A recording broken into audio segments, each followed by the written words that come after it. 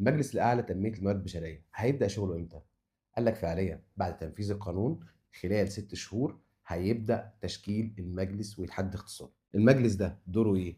قال لك المجلس ده هيعتمد على صندوق مهم جدًا اسمه صندوق تمويل التأهيل والتدريب، اللي إحنا خدناه قبل كده وقلنا إن هو لسه مستمر، أوكي؟ طب الصندوق ده دوره هيكون إيه؟ قال لك رقم 1 هو اللي هيمول عمليات تنمية الموارد البشرية، رقم 2 هيبدأ ينشئ ويطور مراكز تدريب، رقم 3 وده الأهم هيبدأ يعمل مشروعات تنموية تهدف إلى تنمية وتأهيل المتدربين.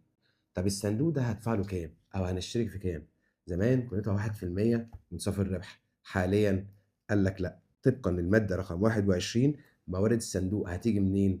قال لك هندفع 25 من 100% يعني ربع في المِيّة. طب هيتدفع منين؟ من الحد الأدنى لأجور اشتراكات التأمينات.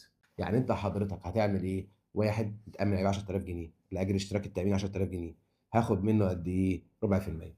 طيب بكام؟ يعني ليها limit الحد الأدنى قد إيه؟ من 10 جنيه ولا تزيد عن 30 جنيه. طب بتدّفع إمتى؟